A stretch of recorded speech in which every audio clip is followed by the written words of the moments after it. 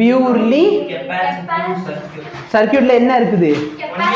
Capacitor மட்டும் தான் இருக்கு. Q is equal to சரி வோல்டேஜ்க்கு என்ன ஃபார்முலா? Q by C. சரியா?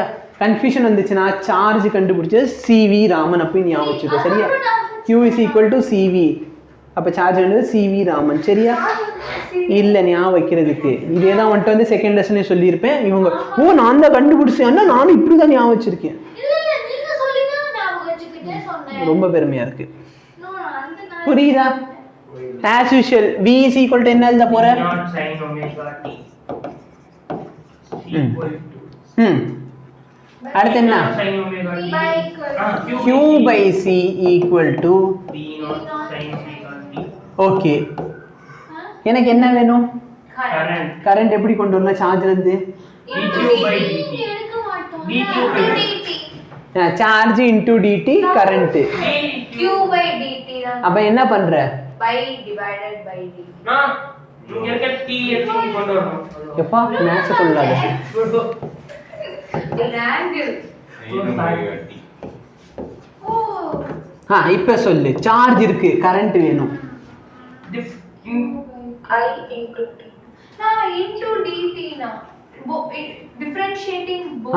டிஃபரன்ஷியேட் பண்ண நல்லா பாரு. இது சார்ஜ் Q னா இந்த சார்ஜ்னா டிஃபரன்ஷியேட் பண்ணா கரெக்ட்டா இல்லையா? அந்த டிஃபரன்ஷியேஷன் தெரியல. போன क्वेश्चनல இன்டகிரேட் பண்ணிருக்கோம். அப்ப இப்ப டிஃபரன்ஷியேட் பண்ணுவோம். q by dividing by dt. bro நான் dq by dt சொன்னேன். நீ dq by நான் என்ன பண்ணனும்னு கேட்டேன். கொண்டு வரணும். நீ இங்க இருந்து t கொண்டு வர சொல்ற. அது ஒமேகா குள்ள இருக்கிற t அதான் சொன்னேன். அத கொண்டு வர சொல்றான். அப்ப நான் இத என்ன பண்றேன்? டிஃபரன்ஷியேட் பண்றேன். டிஃபரன்ஷியேட் பண்ணா கரண்ட் வந்துருமா? CV0 sin omega t differentiate பண்ணா omega cos omega t by omega. கரெக்ட்டா? into omega. Differentiate. கரெக்ட்டா இல்லையா? Okay. நல்லா பாரு. இந்த எல்லா டேர்மே சேர்த்து நான் என்ன எழுதிக்கலாம்? bro அந்த third one I0 னு எழுதலாம். x I is equal to I0 cos omega t. எப்படி I0 வந்துச்சுனா நல்லா பாரு. இந்த V0 omega c வந்து xc தான் xc. ஏனா xc யோட வேல்யூ என்னது? 1 by omega c. கரெக்ட்டா? சரி. இப்ப cos omega t. cos omega t னா sin of 90 plus theta னு எழுதுறேன். என்ன எழுதுறேன்? Last slide. என்ன எழுதுறேன் கிட்ட லாஸ்ட் ஸ்லைட். நம்ம last ஸ்லைட்ல Okay. 1 minute. Now on negative quarters. அதாவது டிஃபரன்ஷியேஷனும் தெரியல, இன்டகிரேஷனும் தெரியலனா Differentiation பாதியில தான் கண்டுபிடிச்சா. எப்போ அந்த டினாமினேட்டர்ல ஒமேகா வராம நியூமரேட்டர்ல ஒமேகா வந்துச்சு. கன்ஃபியூஸ் ஆயிடுச்சு. ரெண்டே உட்கார்ந்து ஒரே நேரத்துல படிக்கணும். எங்க படிக்கிற? ஆமா. கிளாஸ்ல நேத்து கிளாஸ்ல தூங்கிட்டா கிளம்பிடா. அவ பாட்டுக்கு யார்கிட்டயும் சொல்லல. அவ பாட்டுக்கு போனை கட் பண்ணிட்டு போயிடுவா.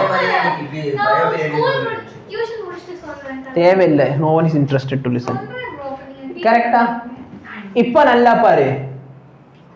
வோல்டேஜ் என்ன? omega t. sin omega t. இது sin omega t plus pi by 2. அப்ப வோல்டேஜ் இங்க இருந்தா கரண்ட் மேல இருக்கும். கரண்ட் லீட் பண்ணும். கரெக்ட்டா? Yes, correct. வோல்டேஜ் லாக் அடிக்கும், கரண்ட் லீட் பண்ணும். இது எல்லாத்தையும் முடிச்சிட்டு உட்கார்ந்து டான்ஸ் ஆடுவோம். இந்தடா Okay. voltage lag current lead அது ரெண்டுத்தையும் போட்டு கன்ஃபியூஸ் பண்ணாத. கரண்ட் லீட் பண்ணனும்னு சொல்ல வேலை முடிஞ்சுல. சரியா? Voltage lag current lead. அப்ப அதுக்கு இதுக்கு கன்ஃபியூஸ் ஆகும். அங்க வோல்டேஜ் லாக் அடிக்கும், இங்க கரண்ட் சரி கரண்ட் லாக் அடிக்கும், இங்க கரண்ட் லீட் அடிக்கும். அவ்வளவுதான். இப்போ நல்லா பாரு. சப்போஸ் இது என்னோட கரண்ட். எது என்னோட கரண்ட்? இது என்னோட கரண்டா இருந்தா இது வோல்டேஜ். lagging voltage புரியுதா? அப்ப இந்த இடத்துல பேசிக்கலி நான் வந்து கரண்ட் லீட்னு சொல்லலாமா? I lead by 90 dB. சரியா? புரியுதா? v lag by சரி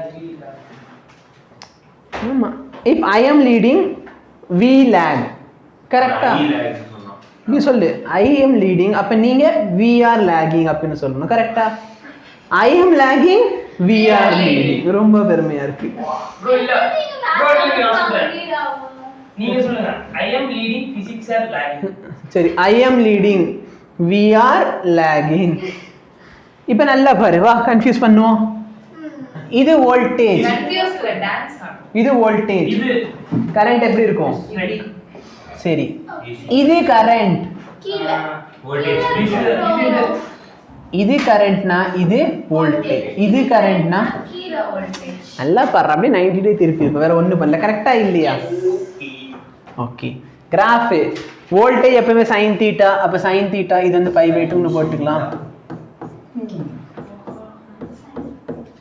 இது sin கிராஃப் இப்போ கரண்ட் என்ன ஆக போகுது லாக் ஆகும் லீட் ஆகும் அப்ப காஸ் இதுவா நல்லா பாரு இவன் 0 வரப்ப அவன் மேக்ஸிமம் போயிட்டான் இவன் மேக்ஸிமம் வரப்ப இவன் 0 க்கு வந்துட்டான் கரெக்ட்டா புரியுதா புரியுது பவர் என்ன சாரி கெபாசிட்டிவ் ரியாக்டன்ஸா நல்லா பாரு எக்ஸல் ஃபார்முலா என்னது xc பார்த்தனா 1 அப்ப நல்லா பார்த்தனா இது 1/2πf அப்ப xc is inversely proportional to frequency bro என்ன டச் ஆயிடுச்சு ஆமாப்பா bro ஆடுது ஐடியா இருக்கீங்க போதுமாப்பா புரியுதா புரியுது பவர் 0 இங்கேயும் பவர் இருக்கா பவருக்கு இடம் போடலையா நானு நான் ஐடியா சொல்றேன் இங்க பண்ணுங்க சரி bro நீங்க என்ன டென்ஷன் உங்களுக்கு நீங்களும் உங்களுக்கு பாடம் நடத்துறதே வேஸ்ட் எனக்கு டென்ஷன் ஐ வி கரெக்டா நல்லா பாரு என்னோட v வந்து v0 sin omega t i பார்த்தனா i0 cos omega t ன்னு வந்துச்சா அகைன் 0 தான் நல்லா பாரு அந்த இடத்துல வந்து v0 i0 வெளிய எடுத்துட்டேனா ஆவரேஜ் குள்ள sin omega t cos omega t sin omega t cos omega t என்ன 0 புரியுதா yes புரியுதா நார்மல் சர்க்யூட்ல v0 i0/2 ரெசிஸ்டன்ஸ் இருந்தா கெபாசிட்டன்ஸும் இண்டக்டன்ஸ் மட்டும் இருந்தா 0 DC சர்க்யூட்ல ஃபார்முலா என்ன xc பார்த்தனா 1/ωc which is nothing but 1/2π fc c current பார்த்தனா v/xc அப்ப xc யோட வேல்யூ போட்டனா மேல வந்துருமா 2π fc ஓகே அப்ப நல்லா பார்த்தனா frequency equal to 0 basically DC சர்க்யூட்ல frequency என்ன இருக்கும் 0 frequency 0 ஆ இருந்துச்சுனா கரண்ட்டும் ஞாபகம் இருக்கா அப்ப இது எப்படி பிஹேவ் பண்ணுது ஓபன் கரெக்ட்டா இல்லையா சப்போஸ் frequency அதிகமாகுது ஏய் bro